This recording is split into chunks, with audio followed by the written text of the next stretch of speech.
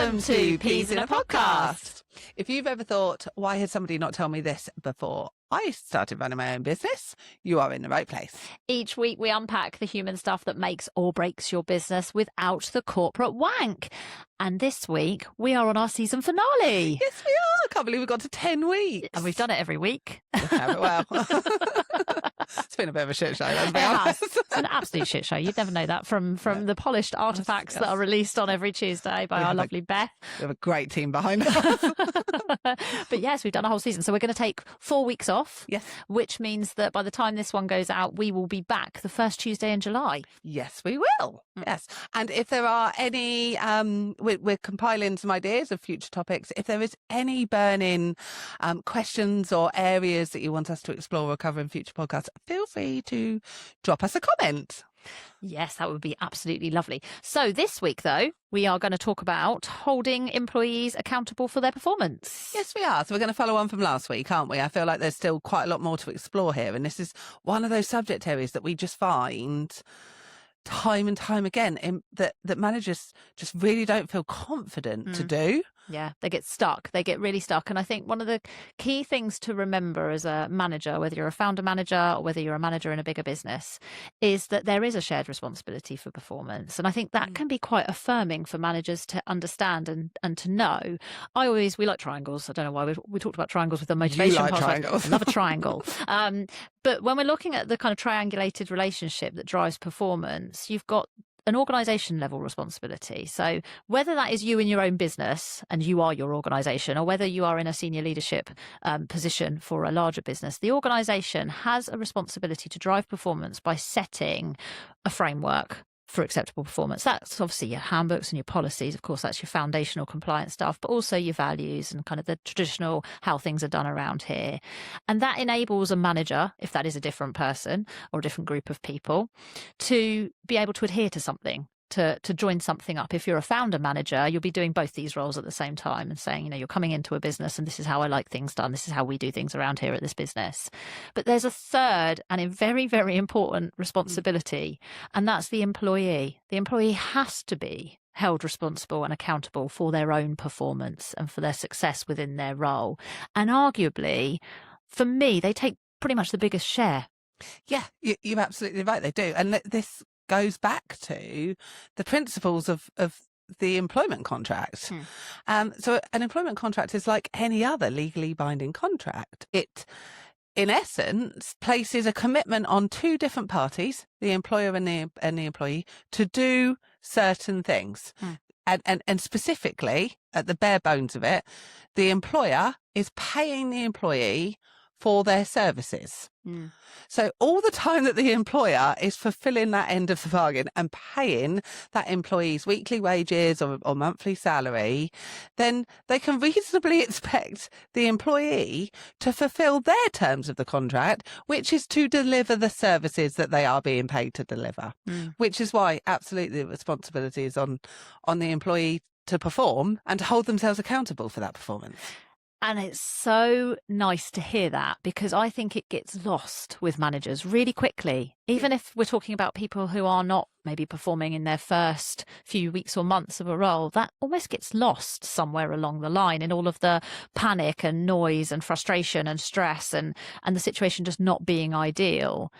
And I think there's all sorts of reasons managers get stuck around this issue. But at its core, it's a contractual relationship. I pay you to do a job, and that job should have been clearly outlined in some form of job description, which is why we bang on about that document so much. And we could probably do a whole episode around job descriptions. We've done it in part around our role scoping podcast. But if you have properly laid out what somebody should be doing, that will be referred to in the contract of employment as well, won't it? Yeah, absolutely. It will either be the duties and the roles will be outlined within it, or it will refer to a separate document. And this goes back to, like you said, on an organisational level, the organisation and the employer has a responsibility to create the framework by which the employee understands what is expected of them in terms of that employment contract. So you're right, at the heart of that is the job description. But there are other things, policies, rules, operating practice, operating procedures.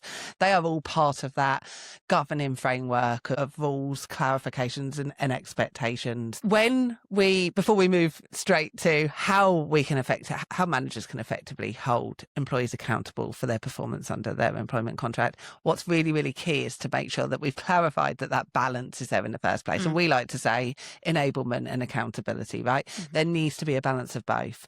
The employer, before they can hold an employee accountable, has to have ensured and done that due diligence to make sure that they have enabled the employee to do that job well. And to fulfill those expectations before they then try and hold them accountable for doing so. So by that, I mean, have they clearly defined the job in the job description, like you talk about, and have they clearly defined the behavioural expectations? And that might be within the job description, that might be within the rules and policies and procedures of, like you said, how do we do this? How do we operate around here?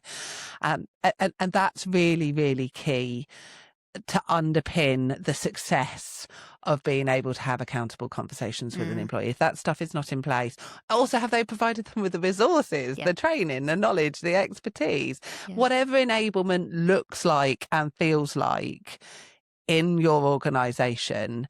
As an employer, make sure you've done that piece of work first, because if you then bring somebody like me in to support you to hold that employee accountable and to escalate that conversation into a process, if it's not successful, I'm never going to be able to do that without having to backtrack and take a few steps back and get all that stuff in place first. And oftentimes when we go into these types of meetings with employees as a first step, we're always going to, and we've talked about this before, take that curious mindset to see if actually we do have an accountability issue or whether we have a clarity issue. So there has to be that first step of saying, okay, well, if somebody is enabled, it's a really good catch-all word, if they have the tools, resources, clarity, training, to be able to do the thing that they've been recruited to do at the level they came into the business to do it, at the level described in their JD, then we absolutely should be holding people accountable for their own performance. And I still think there's a reason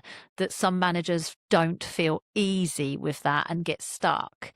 And I remember a really good piece of advice I was given very early on in my management career, that it is not your job to solve your employees' problems. And I remember thinking, oh, crikey, isn't it? Because you bring your own kind of understanding of the role of manager to your job. We talk all the time about accidental managers that find themselves in a managerial position with no training. It's why we invented Boss Mode Bootcamp, because we were like, there has to be a series of stuff you just know to fast track you to success as a manager, because you don't. So you bring in your own ideas and your own understanding, and quite often that can be misguided. You can believe it's my job to fix people. It's my job to take on all of the emotional labour and the emotional load. It's my job to solve every problem, to facilitate every need, every whim. And actually, that's not the job of a manager at all. No, it's not. And not only do we find the managers who think that that's their responsibility, moreover, we find managers who are doing those things not even realising they're doing it. So it's not the conscious thought process that they think it's their responsibility. They're just doing it because that's how they think it solves the performance issue. It never does. And that's when we find that resentment starts to set in, because there's only so long you can take more than your share of responsibility for someone's performance as a manager for over a certain period of time without it starting to have a genuine impact on a manager's own ability to do their job, for one, because often, especially in small businesses, they're not the luxury position of being just managers. They have their own work to do. So we've got the time that it takes. We've got the overcompensating and potentially doing parts of the job or doing them again right for somebody, but also the emotional toll of thinking, I am doing everything I can to enable this person the best way I know how, and I'm still not getting the result, whether that result comes from a tangible tactical task or whether that result comes or output, or whether it comes from a behaviour or an attitude. I'm not cracking this.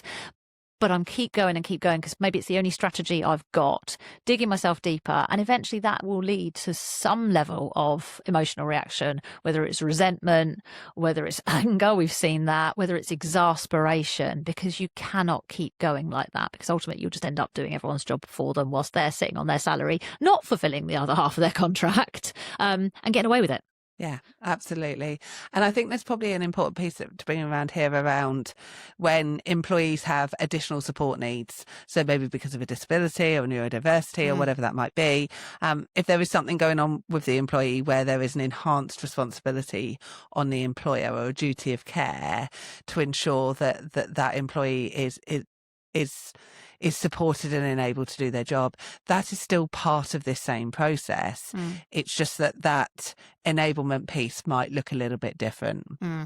But, and I mention that now because some of the cases that I find where managers have got themselves into this position have done so because they haven't wanted to go there. They haven't wanted to address the performance issue because that may well be related to an employee's disability or neurodiversity, whatever might that be, and they don't understand what their responsibilities are, but also what they can still reasonably hold the employee accountable for. And I think that's a different podcast area. I think that's something that we maybe would cover off next season, but I just wanted to add that bit in. I think that's a really great one to revisit, because some managers will see that as a huge curveball and then they have to stop.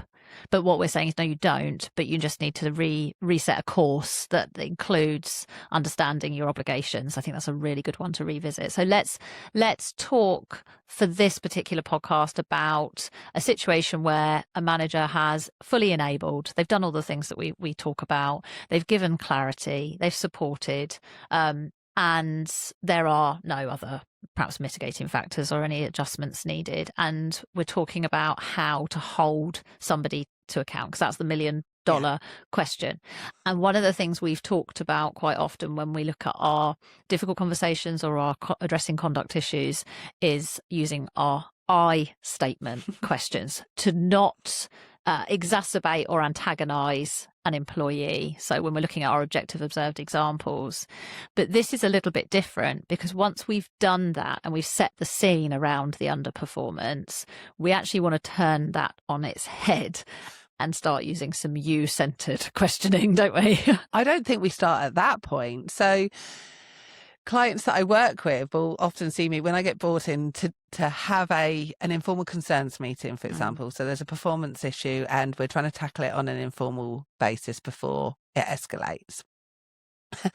The employee, I would generally always advise, is given a heads up as to the nature of what the conversation is going to be about, just so they can't accuse the employer of being blindsided. It also doesn't get the best out of the employee when they are blindsided. So generally some sort of notification, whether that's verbal or in writing, as to what the subject of this conversation needs to be about is always advisable. And it actually puts the manager in a really strong position at the point where that conversation then starts.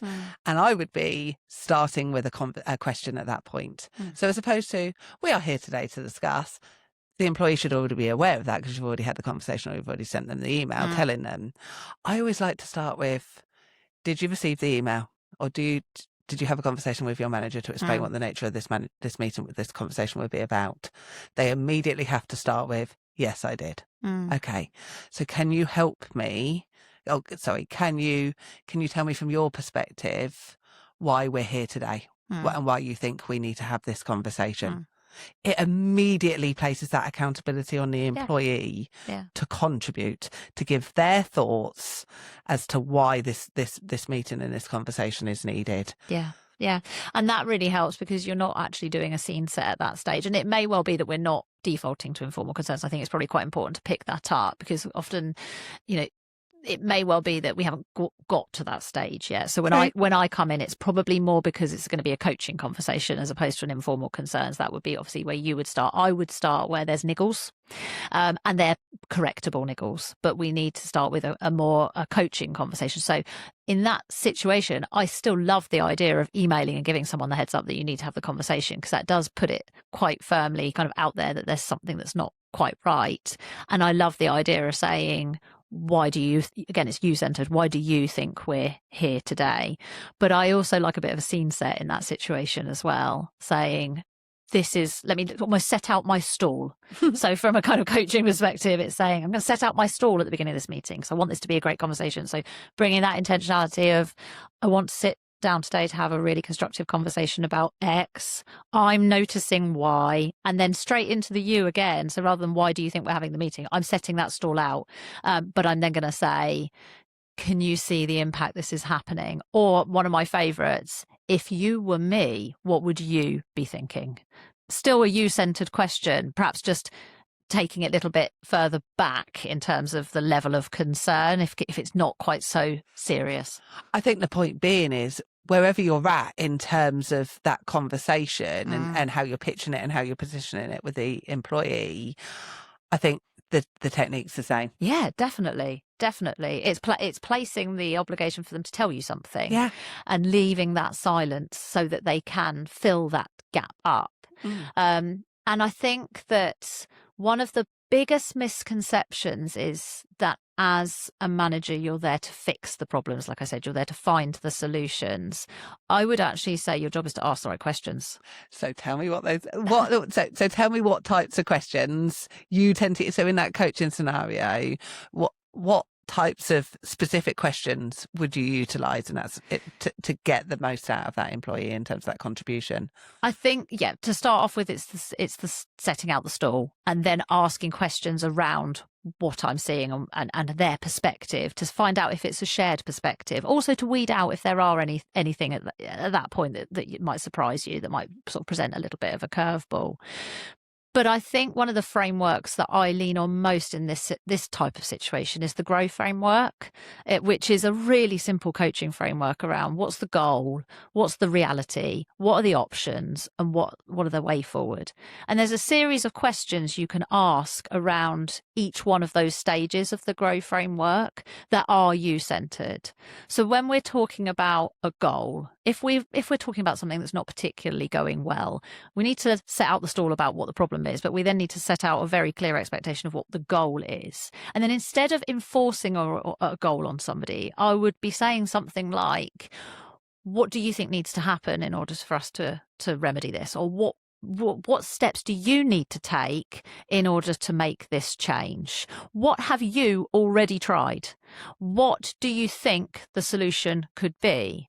Where do you think I can support to ensure this happens? So that's when we're starting to talk about what the options are. We can explore them, but instead of saying, well, could I do this? And maybe we should try this, which is very collaborative, and I'm all for that in the right meeting, but it doesn't necessarily drive accountability. No. Whereas asking questions around the person's intention and the person's solutions, it forces them to stay in the seat of owning the problem. Yeah. It doesn't ever come across the table. I talk a lot about shitty tennis.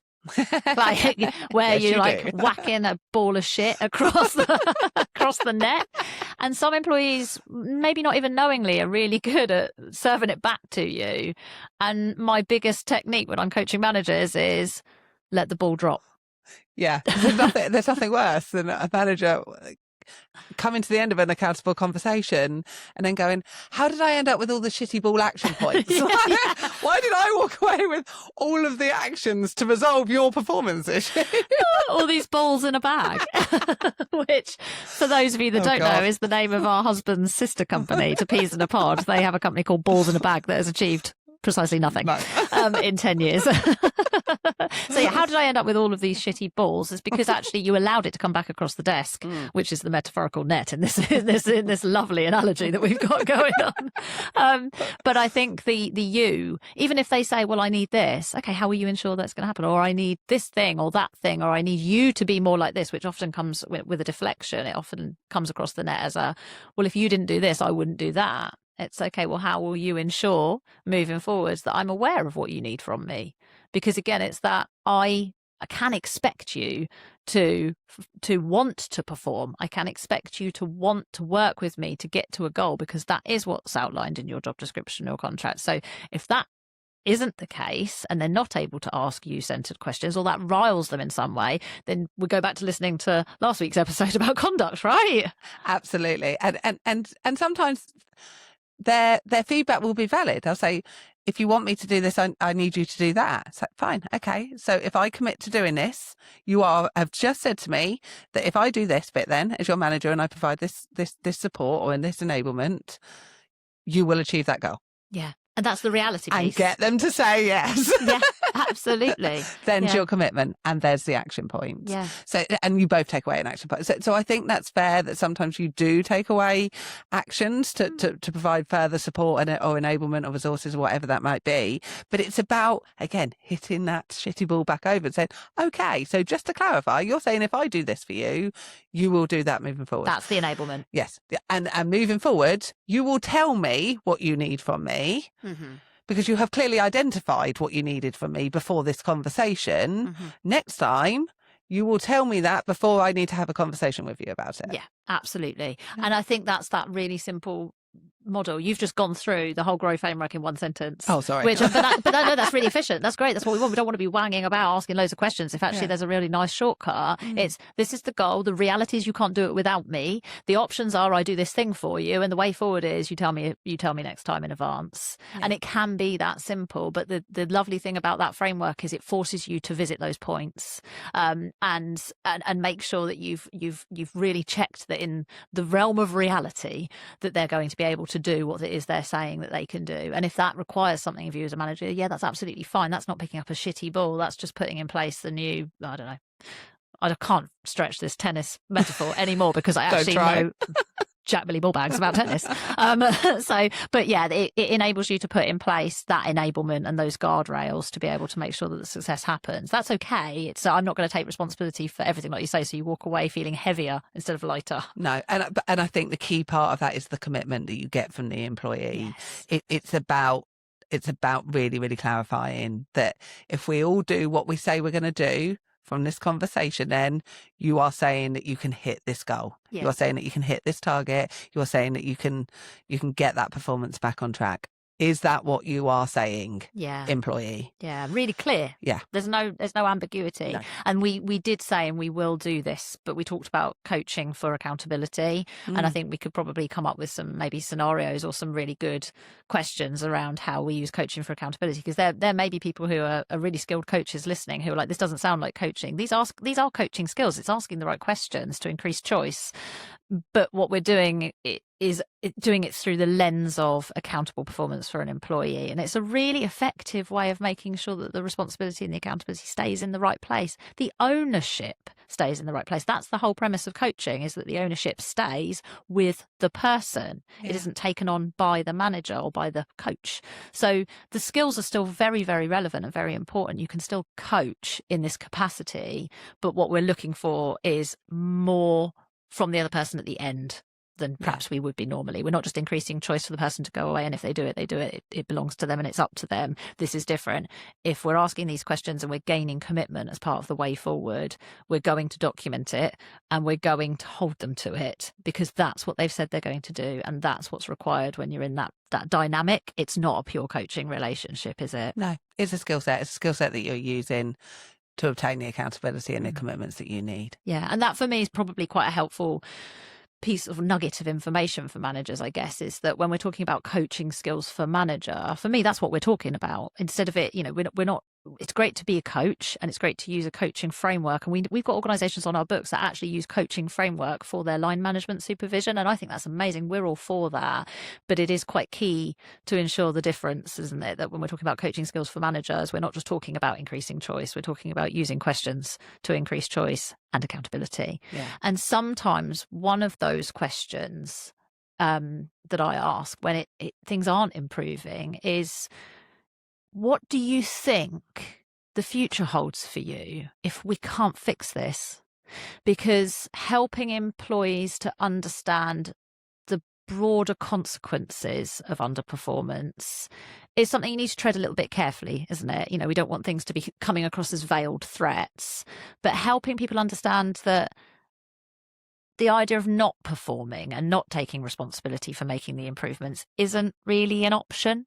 No, and I think that those conversations that we have outlined very idealistically to go the way we've just said they go, that sometimes admitting that they don't go that way, you're absolutely right. And actually, the employee may well not contribute, may well not provide helpful answers back, may well deflect that accountability, continue to do so and push it back over. And then I think that's when those coaching questions need to become challenging.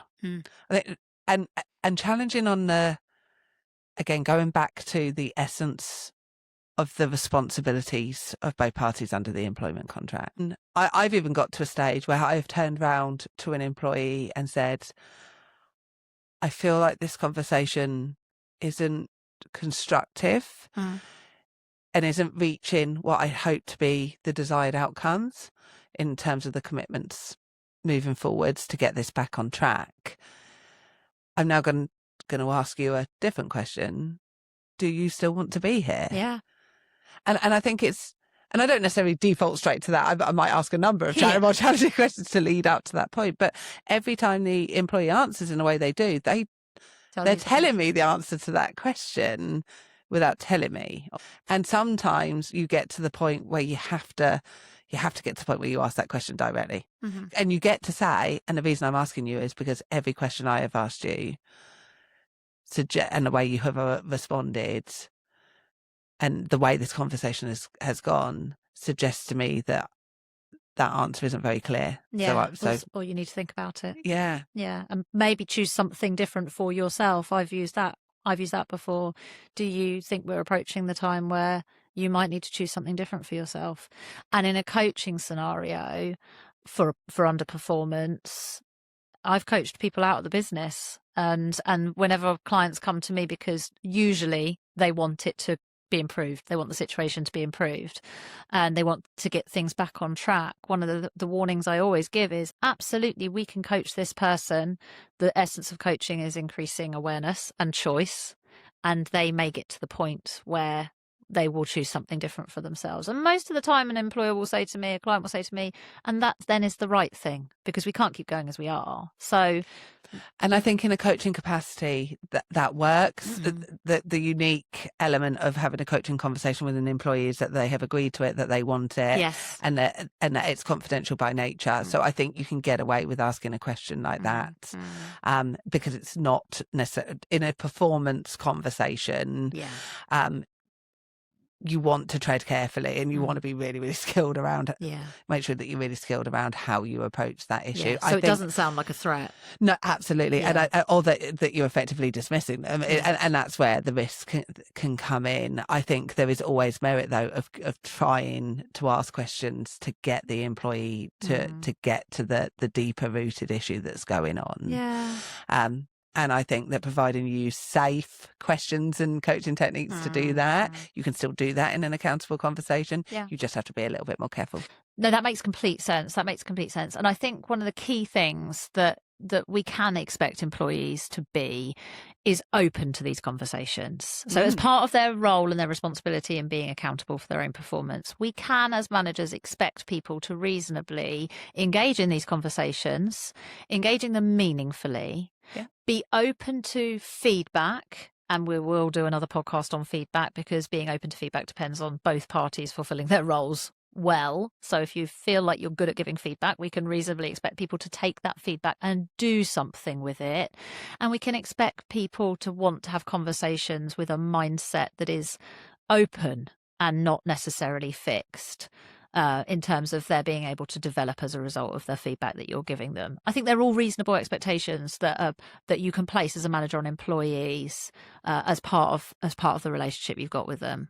Yeah, absolutely. And I think it goes back to the previous podcast that when they don't receive the feedback, when they don't receive the conversation, when they respond in a way that suggests that they aren't open and they do have a fixed mindset, I think that gives you something else to have to raise with them.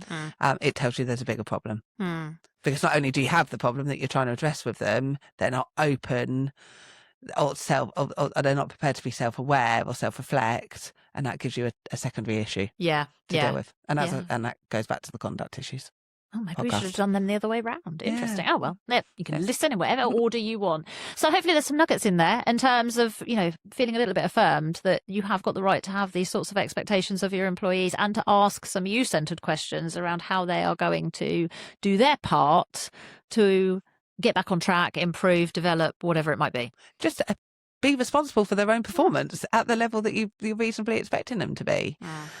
Yeah, absolutely. So again, it goes back to that balance, providing you have enabled them and whatever enablement looks like, you can reasonably hold them accountable. Yeah, we do love that seesaw. Maybe we Yes, should we get it do. tattooed. Should we get matching tattoos? No, let's No. not. Can't believe we got the balls in a bag mentioned in there. Crikey, that's going to go down well. Right, okay, that's it for this week. Don't forget to subscribe so you never miss an episode. Share this podcast with your network and please follow us on our socials at PIAP Consulting. I say join us next time. Join us in 4 weeks. And until then, just remember, people problems don't fix themselves. And healthy cultures never happen by accident. See you next Tuesday, No, we won't. We will see you on Tuesday, the 4th of July. Doesn't have the same ring to No, it it, doesn't. but whatever. Bye.